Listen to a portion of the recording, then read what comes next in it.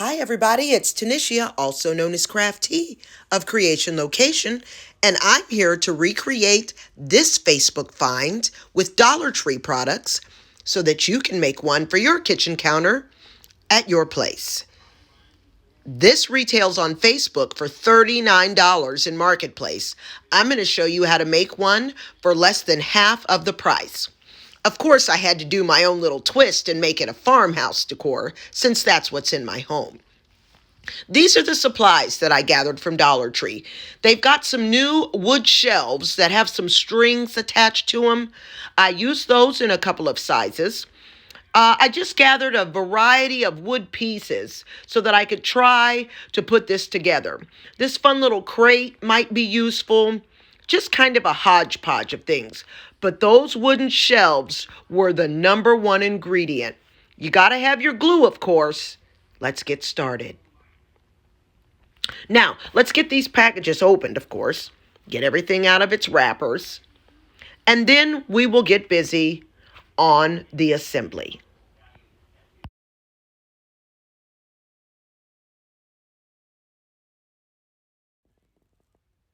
I just put all of those strings to the side. I haven't quite figured out yet what I'm going to do with those.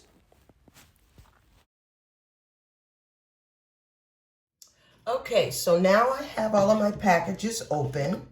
And there's a package of the small ones, you get 2 pieces. And on the long ones, you get 1. I put these to the side. I'm probably going to find something cool to do with this stuff on some other project. But in order to make the box, what I decided to do, because this is what I could find, was use 2 pieces for the sides. And then I'm going to glue these 2 pieces together to make the bottom.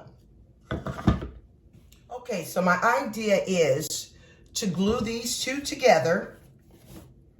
And I have some popsicle sticks here. I may add a little bit of reinforcement and make this the underside and then flip it over and use the top.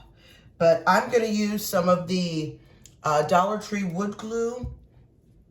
And sometimes I do use a little hot glue also to help it stick for the time being. And then the super wood glue, holds it permanently. A carpenter's square is a very helpful tool when you're gluing projects like this. It'll help you keep things nice and lined up and nice and straight.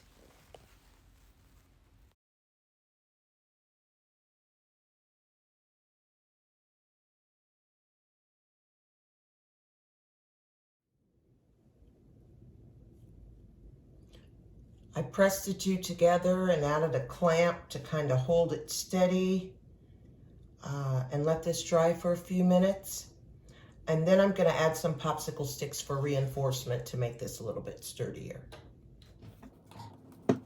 As I stated, I do use a combination of wood glue or super glue and the hot glue. Now, the hot glue gun I have is a very high temp glue gun. The glue gets up to 400 degrees. So you have a couple of minutes before it hardens and sets to actually attach it to the rest of the wood. So I do a line of wood glue and a line of hot glue. The hot glue holds it quick. The wood glue holds it forever.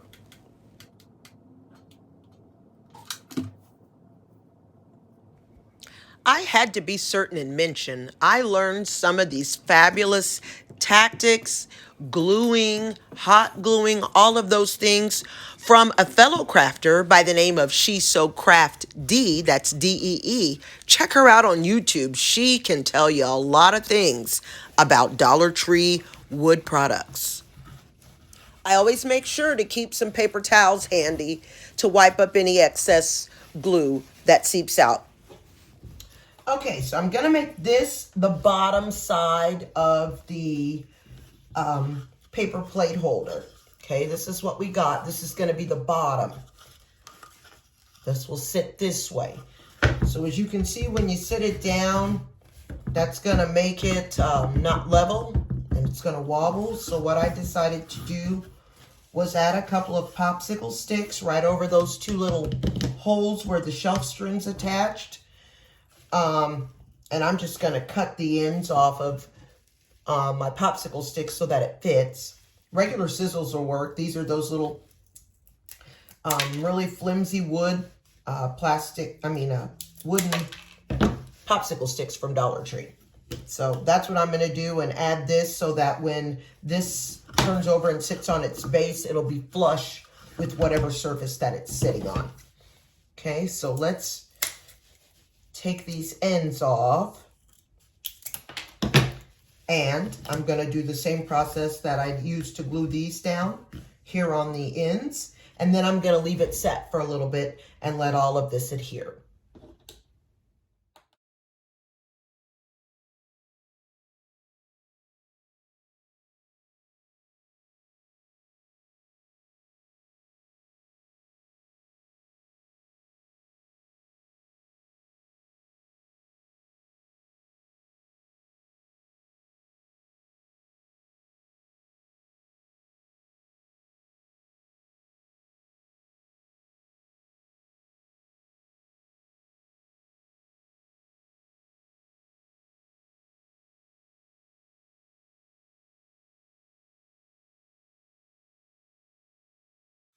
So while that bottom wood piece is drying, we need to decide what we're going to use for the side pieces on our paper plate holder box. Now we have some options.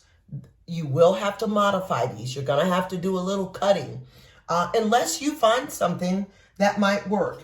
Now we could take the ends of these two pieces of wood shelf that we glued together for the bottom, and just use them for ends as they are. But as you can see, these are pretty tall, and if your box sits this way, okay, here's your ends. They're way taller than the box itself, and I don't like the ends to be that way. So the option you have is to cut this in half. That's one way you can do it. I also found these cute little crates, and these crates also fit precisely on these boards. So you can disassemble the crate, and usually these come apart pretty easily. As you can see, I just popped those off. Okay, and you can use these wood slats also for your side pieces, which you would glue to these ends, okay? So you can use wood slats like this. We could cut this in half and have one full piece. There's also these fun signs. This one, I think one of these was the right size. Let's see, it's this one. This one makes the right size.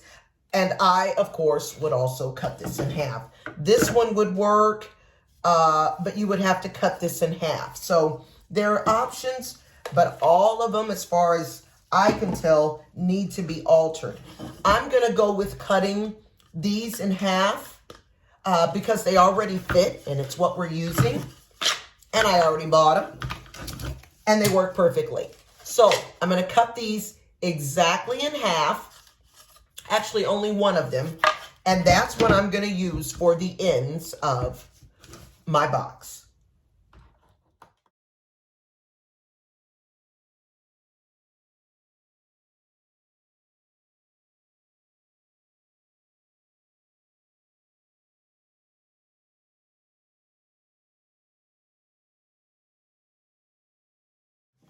All right, now after I've cut them, because they're a little wonky at the top, I'm going to file it down and make it nice and smooth and straight so that that's going to look neat. So I'm going to sand these down, and this is just some sandpaper from Dollar Tree, and get this nice and smooth so we can get ready to glue this and then paint it. All right, now we've got our two pieces. I sanded them. They're not perfect. Could file this a little bit more, and I may pretty it up just a bit, but that's the one wood shelf piece cut into two pieces. Okay, those are going to be our ends. So let's gather everything and get ready to glue the box. Okay, so we have the other shelves, the two. This is going to be the sides, okay, or the back and the front. We have the two small pieces for the sides, and then the other part that I was waiting to dry. Okay, and here's what the bottom of this looks like. You can see the popsicle sticks, and I just did that so that when you sit it down, it will be flush on the counter or wherever you sit it and not wobble. That's the only reason I added the two popsicle sticks on the ends. Okay, so that's so that this sits flat. So here's our bottom piece, okay? And then we have our back and front, and then we have our sides, okay? So let's get this thing put together. Now, I'm going to use a combination of my hot glue and the Dollar Tree wood glue. The hot glue adheres it really quick, and then if I let it sit for a little bit, the wood glue kind of really holds it and makes it a permanent stay.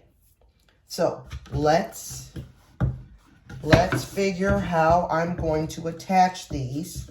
I believe we can go to the outside edge. Yes, we can. All right.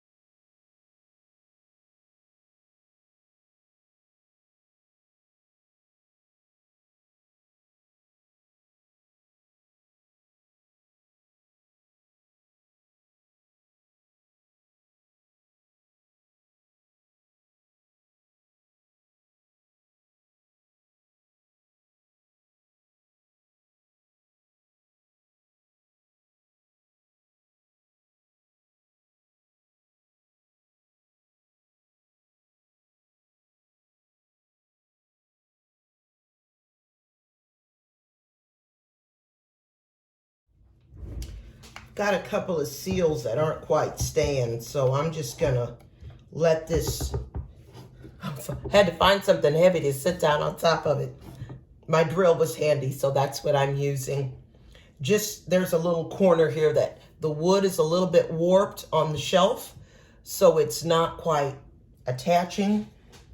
I'm gonna go back with hot glue in some of these creases and fortify it, but I wanna make sure this piece sticks first. So I'm gonna leave this sit for several minutes and let this puppy dry all the way, okay? But it's essentially together, and we'll finish decorating it.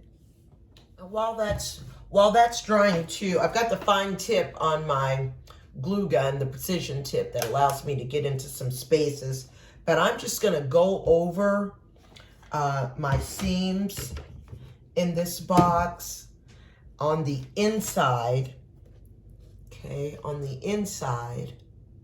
There's the inside, outside, okay, our whole box, all right. I'm gonna go right around these edges on the inside and just secure it a little bit more. Just give it a little extra stability. And then after the glue dries, I can file that down, and then we'll paint over it and make this thing look a little prettier.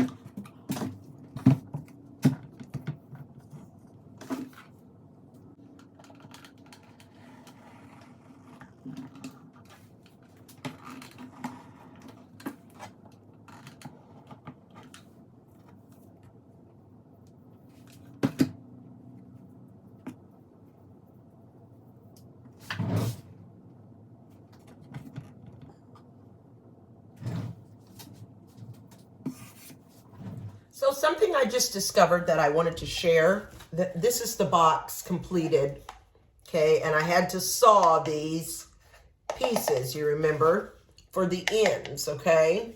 And what I found is that the Jenga blocks, or the tumbling tower blocks, the Dollar Tree version of Jenga, if you take 1, 2, 3, 4, 5, 6, 7, 8 of those blocks and lay them side by side, it will be the exact width of one of these pieces and fit precisely in this box. So you could glue 8 of your Jenga blocks together and use that for this side piece, like that, instead of having to cut this piece of shelf. You could also stack them, glue 1 row of 8, glue a second row of 8. Got a little glue on there. Oh, that's dry. Second row of 8. And then you would glue the 2 rows of 8 together, and it would make your little half wall or half side for this here, okay? So you can either use 8 glued single just like that, or you could glue 2 sets of 8 and have them be this side piece if you don't want to mess with the saw. As you can see, my end is a little bit crooked, and I need to file this some more and make this completely straight. But this box, my friends, as you can see, is ready for paint. Now, I just use acrylic paints from Dollar Tree. They also have a black chalkboard paint that I really like.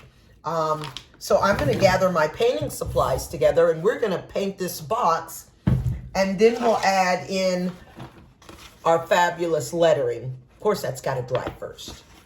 All right, so we're almost done now to the painting, and I have some different size paint brushes so I can get in all the little crevices and things on the inside. I'm going to paint the outside of the box and the inside, and I just have some black paint. This is chalkboard paint in black from Dollar Tree, and I'm going to paint the box, and then we'll let that dry, and then we'll add our Cricut lettering.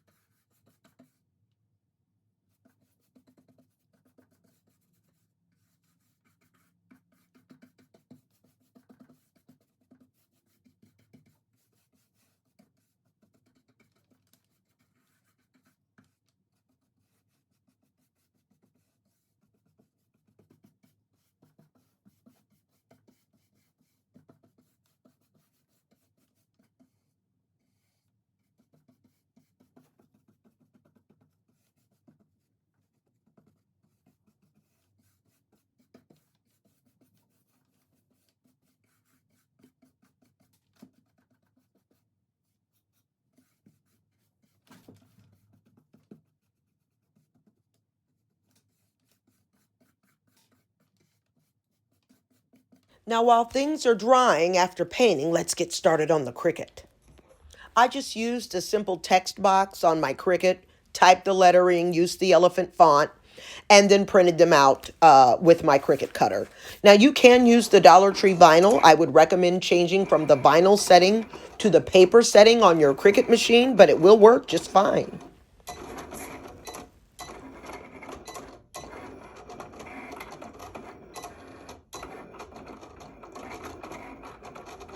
All right, now I've got my box all painted and it's drying.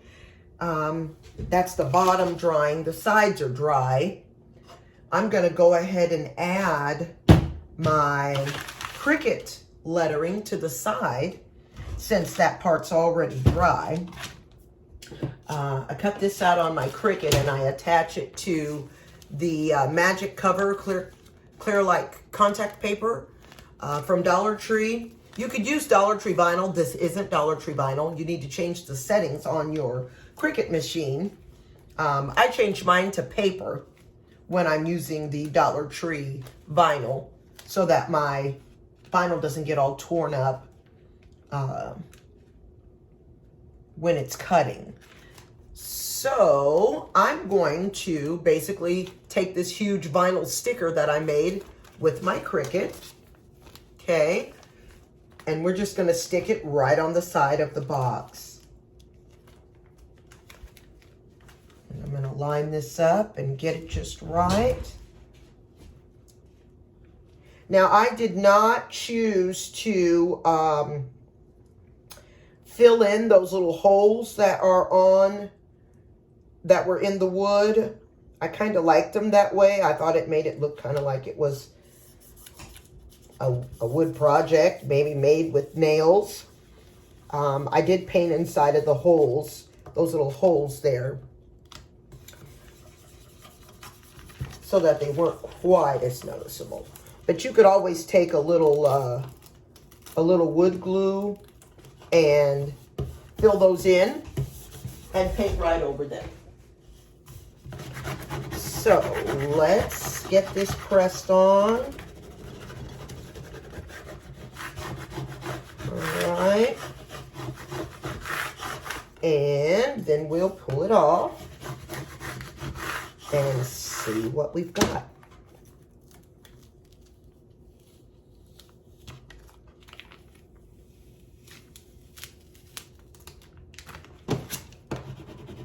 Now, one of the things I will do when I'm done with this is take this out and spray it with a coat of Rust-Oleum's 2x brand glaze. It's a clear glaze. And you could spray that over this. That might be helpful since it will likely be in the kitchen where there's going to be steam and heat and different temperatures, maybe water. It'll just add an extra layer of protection. Boy, these didn't stick so hot. I'm going to keep going over them and make sure they get down. This is Oracle vinyl, I think I'm using. One of the reasons you want to go nice and slow when you pull it apart. Okay. There you go. There's your box. So, here is our box. And there's still little damp spots on the bottom, so I'm going to set this to the side and let it dry. Of course, the sides were dry before we added the vinyl. Okay, here's the inside. You can see a little bit of my hot glue that I used to seal, painted right over it. I did spray paint the inside instead of using acrylic paint. I didn't feel like brushing all that. But this is it. Basically a big rectangle box and my vinyl. So we're going to finish letting it dry, and then we'll add our paper plates and paper cups and put it up for display. And this, my friends, is the finished product.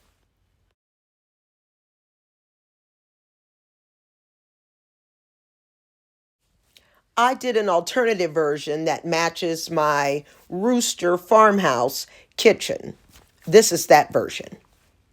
Now I will show you on the inside of this one, I did the same thing. The insides are not very pretty. I'm not a very good builder, I guess, in that regard. But I glued 3 of the Jenga blocks together, or the tumbling tower blocks, I need to call them tumbling tower blocks, and painted them as well. But that makes a little separation from plate to cup.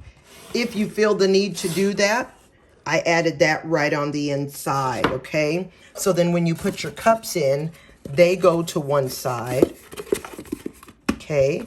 And then your plates go on the other side of that, if you can see that there. There we go.